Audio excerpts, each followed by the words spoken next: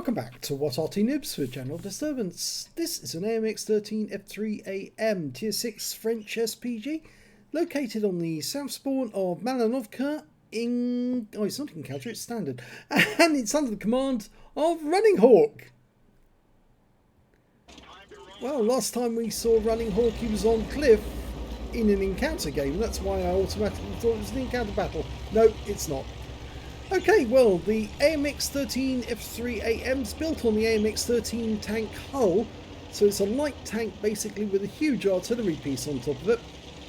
Only two occupants of the vehicle, the driver and the commander sitting directly behind him. The rest of the crew, quite a large crew, actually comes in separate trucks. Either that or they cling on to the gun on the outside as it's moving around, which was a bit uncomfortable. Okay, it's a Malinovka map, so normally the first shot should be to the spotting bush to ensure that the enemy is not trying to spot our team. We've put a Type 64 in our bush, and more than likely one of the enemy tanks is at the other end. He's trying to get shots on that enemy tank at the moment, and there's a T-34-85. Now he went near the spotting bush, which tends to make me think that there's already somebody there. Okay, just stunned that other T-34-85. Oh, Cromwell B's made a big mistake there. And it looks like he's likely to get drowned. He's fallen in the water. And as the goons say, yes, he's fallen in the water. Yes, you'll understand the reference if you're as old as I am. Yeah, that's a bit of a mistake. So they've lost their Cromwell and he was drowned. We're looking to see the enemy Arty. Oh, the enemy tanks. But the only one we can see now is a T-37 up on top of the hill. Got spotted by one of our heavy tanks as he was moving up. Lining up a shot. He's probably not moved. Rounds out. Oh, shell went very long. Well away from the aim point.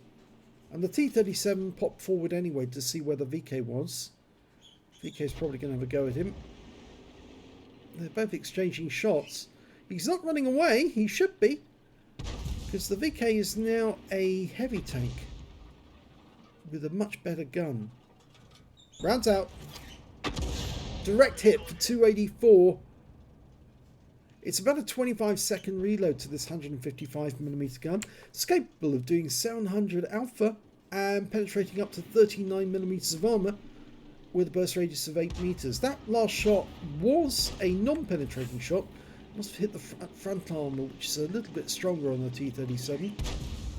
But he's loaded again, going for the VK-3001P on the enemy team. Rounds out. Direct hit into the side for 263. Good shot. Now I've got an M6 medium poking that corner. They lost their VK. Put a round into the side of the M6. Okay, he's decided to go for the VK-3601H, who's slipped down below.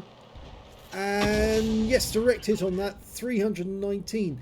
Now, there's a good reason for him to hit the 3001H now, because the 3001H, if I recall, has thinner armour. So actually, it's a 3601H.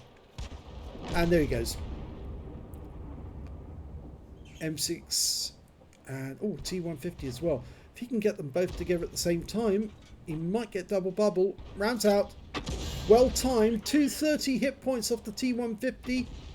Actually, sorry, off the M6. He didn't hit the T150.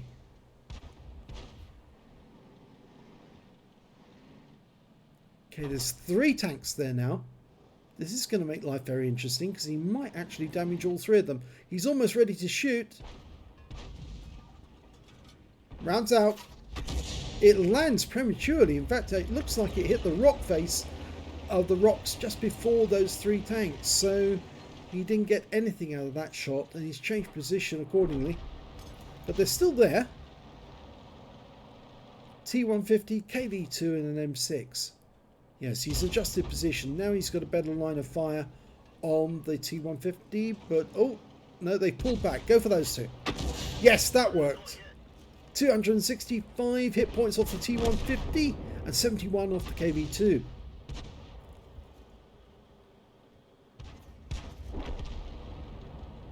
if an enemy forms the line like this, it's always worth shooting at the line, because you might hit more than one tank with one shot, and that will double your chances of getting some stun assists.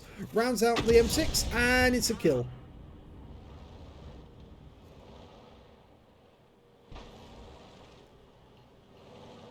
Well, KV-1S further up the hill.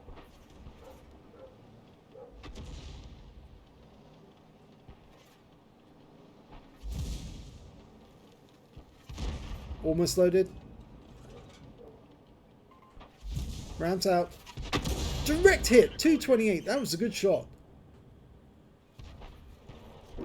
And he's gone down as well. So he's picking up a nice amount of stun assist and actual damage. Going back to that line again.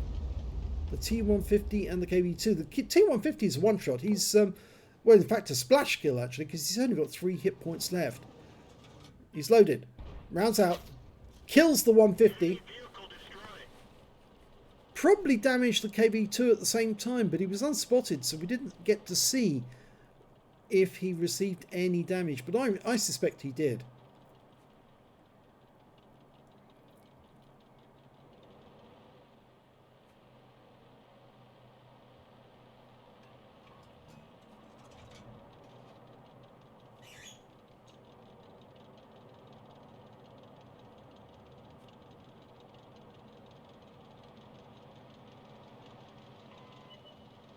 Okay, he's lined it up. Oh! It hit the wreck, not the KV2. That's unfortunate. He stunned the KV2. And he tracked him, but he didn't kill him at all. He's going to have another go. There's only 5 tanks left on the enemy team now. And our heavies are moving across the hill. Now actually the stock gun on the AMX 13 F3 AM is a lot lighter than the top gun. This is the top gun on this vehicle. And the AMX 13 F3 with the stock gun actually will move a lot faster and accelerates faster with the stock gun. And it's much more capable of shotgunning enemy tanks because of its additional speed. Some players, such as Zoballs, actually approve of the stock gun because they like being able to move quickly and the accuracy isn't that much different. So don't be surprised if you do see an AMX 13 F3 with a stock gun. It's probably that the player likes having that extra turn of speed.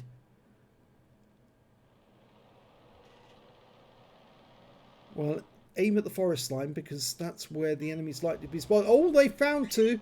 Skoda T25 sitting next to that rock is a splash kill, and the box tank, well, he's almost a splash kill, and Running Hawk's going to go after him first because he'll probably get more hit points off him. Rounds out. And that's a direct hit, so he's probably picked up a large amount of hit points off that one. The Skoda's been killed.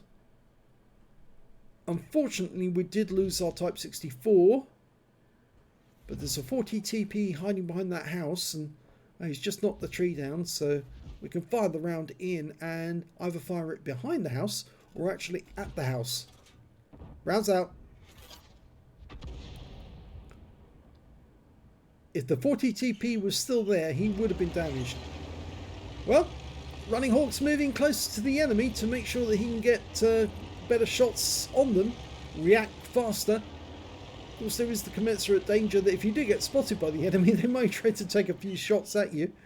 But this looks like it's close enough for the moment. It's going back to the box tank. The SU-100Y. And rounds out. Yes! Splash kill. So 3 kills now for Running Hawk. The Cromwell's in sight, but he's not loaded yet. Will be shortly. When an enemy tank starts retreating backwards, you need to leave enough distance, enough lead on the target. But this guy is actually putting up a fight. But he's gone down. It won't be long before they find the enemy Arty. There's the 40 TP. He pulled away from that rock. Didn't suffer that much in the way of damage, so I suspect that Running Hawk didn't get that much from hitting him, but this shot might... Oh, it only stuns him. In fact, actually, the shell landed to one side of the aim point. And there's only the enemy Arty left. It's an SU-8. He must be on the other side, because they've just checked the other side and he's not there. There he is, in the corner. Almost loaded. Rounds out. Should be a kill shot. Oh! Kill steal went to the easy 8.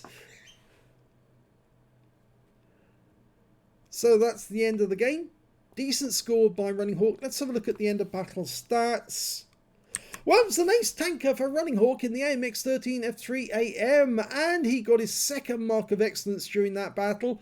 He got a Bruiser medal for getting at least 5 critical hits. He got 17 in total. A Gore's medal for doing more damage than 8 times the hit points for his own vehicle. And he also got a Confederate medal for hitting more of the enemy than anyone else on his team. His win rate from that battle was 5,362. Let's have a look at team score. Yes, he got the highest damage in the game, 2,450 hit points of damage, but I do not see a high caliber. I think Wargaming need to explain that to us someday. Why somebody can get a Gore's medal, a Confederate, and have the highest damage and yet no high caliber. 2,000 hit points, 2017 goes to the VK3601H, and the next high score after that was the VK3002M with 1,323. When it came to kills, it was shared between Running Hawk and the 3601H, got 3 kills each. Nobody on the enemy team managed to get more than 1 kill. And when it came to base XP, it's Running Hawk at the top, so he's got the top in all 3 columns. 1,305 for him, 958 for the Churchill 7, 811 for the VK3601H. He fired 17 rounds in that game, got 9 direct hits, no penetration but 17 splash. Damage of 2,450 hit points, all of it at more than 300 meters. Damaged 9 of the enemy, killed 3, and did 2,259 hit points of stun assist off 14 stuns. That's why his base XP is so high. A massive amount of extra XP awarded to him simply because he did stun assist. On a premium account, he earned 70,083 credits from the game, and after ammunition resupply took away 53,083 credits. He picked up 1,957 XP, 979 for completing the mission, and took away 2,936 experience points altogether. So another good game in the AMX 13 F3 AM. He's getting more and more damage every time. I'm hoping that one day we're going to see him actually clock over 3,000 hit points of damage in the AMX 13 F3. It's kind of difficult to do because of the long reload. But if you can place the shells in the right places, yes, you can top that figure. I know it's possible to do it. So if you enjoyed that battle, please give this video a like and do subscribe to our channel, and thanks for watching.